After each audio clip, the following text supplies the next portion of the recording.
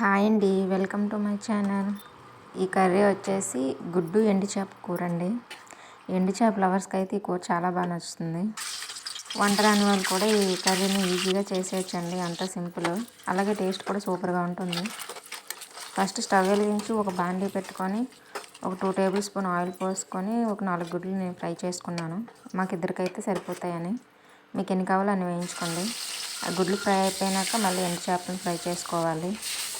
ఆయిల్లో ఎప్పుడు కూడా ఎండు చేపలని ముందుగా ఫ్రై చేసుకోవాలండి, అలా అయితేనే టేస్ట్ బాగుంటుంది. లేదంటే కొంచెం పచ్చివాసనలాగా ఉంటుంది. వీటిని కూడా ఫ్రై అయిపోయాక పక్కన పెట్టుకోండి. ఇప్పుడు అదే బాండీలో మళ్ళీ కొంచెం ఆయిల్ పోసుకోండి. ఈ కూరకి కొంచెం ఆయిల్ ఎక్కువగానే పడుతుంది, ఎందుకంటే ఎగ్స్ ఎండు చేపలు కూడా ఫ్రై చేసాం కదా. ఇప్పుడు ఒక 3 ఉల్లిపాయలని కట్ చేసుకోండి, చిన్న చిన్న ముక్కలుగా. అలాగే అందులో నేను 2 పచ్చిమిరపకాయలు కూడా యాడ్ చేసుకున్నాను. వీటిని బాగా ఫ్రై చేసుకోండి. ఉల్లిపాయలు ఎంత ఎక్కువ వేసుకుంటే అంత గ్రేవీ వస్తుంది. టేస్ట్ కూడా బాగానే ఉంటుంది, తీయగా ఏమీ ఉండదు. ఉల్లిపాయలు ఫ్రై అవ్వాలంటే ముందుగా సాల్ట్ వేసుకోండి. మీ దగ్గర కల్లుప్పు ఉంటే అది కూడా యాడ్ చేసుకోండి. నా దగ్గర లేదు, అందుకే నేను సాల్ట్ యాడ్ చేసుకున్నాను. ఇవి బాగా ఫ్రై చేసుకోవాలి.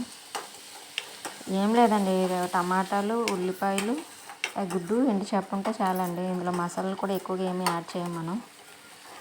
ఆనియన్స్ ఫ్రై అయినాక 3 పెద్ద టమాటాలని చిన్న చిన్న ముక్కలుగా కట్ చేసుకొని వేసుకోవాలి. ఇవి కూడాను వీటిని కూడా బాగా ఫ్రై చేసుకోవాలి. అల్లం వెల్లుల్లి పేస్ట్ కూడా వేయొద్దు, కొంతమంది అయితే యాడ్ చేస్తారు, దానివల్ల టేస్ట్ వేరేలా ఉంటుంది. ఎండు చేపల టేస్ట్ మనం మిస్ అయిపోతాము.